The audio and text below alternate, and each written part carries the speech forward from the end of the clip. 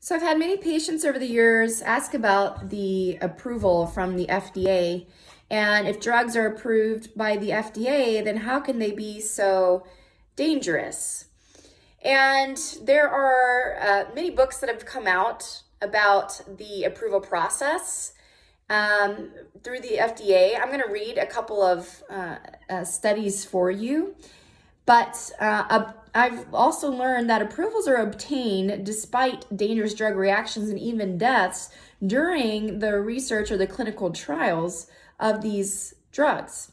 And so I'm going to read this to you. The Freedom of Information Act allowed one group to obtain all the studies used by the FDA to approve 7 new antidepressants between 1987 and 1997, including Prozac, Zoloft, Paxil, Effexor, Surzone, and Wellbutrin.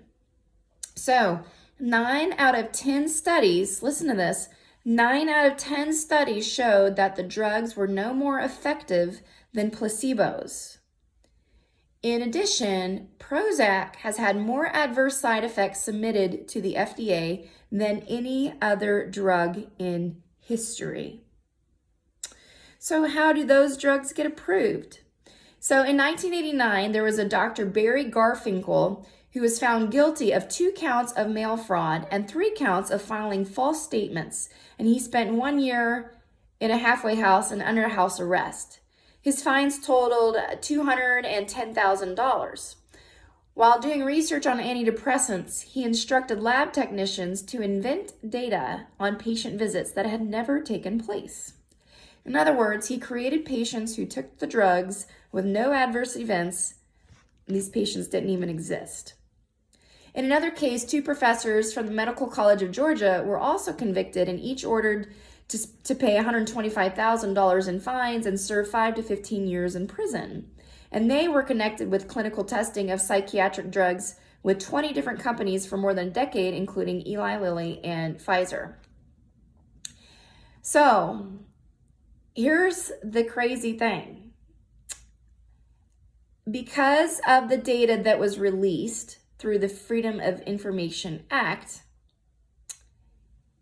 looking at all of the studies done, the research group that was looking at all of this data concluded that based on the published material, out of every 1,000 people with depression that were treated with one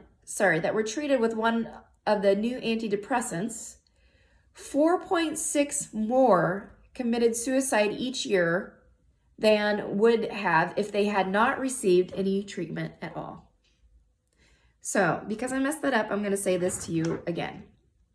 Out of every 1,000 people with depression that were treated with the drugs that I had mentioned to you, Prozac, Zoloft, Paxil, Effexor, Surzone, and Wellbutrin, 4.6 more of them committed suicide than if they had never received the treatment at all.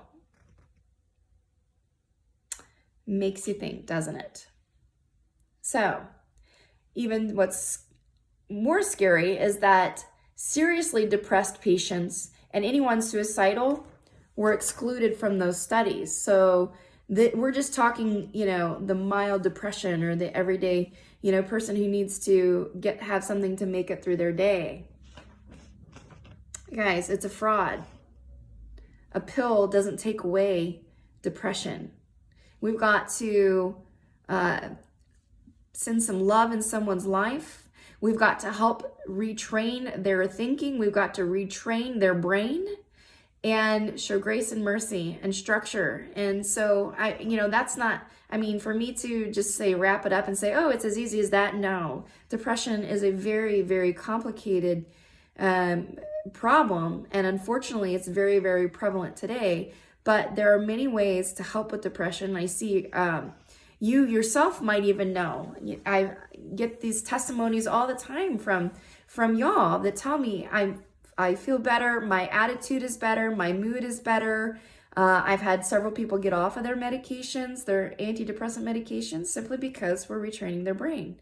So I'm here to help you wake up and just experience life the way that God created you to live. So Lord bless you. If you have any questions, if you want some of this information that I've got, then come ask me. I can get it for you. Okay, live in victory.